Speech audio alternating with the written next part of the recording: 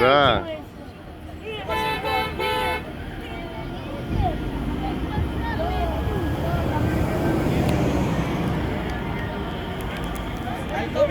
אני עורך דין בבית משפט. אני עורך דין, אני תובע אותה. אני תובע אותה, סכום מעניין אותך, אני לא מזהים.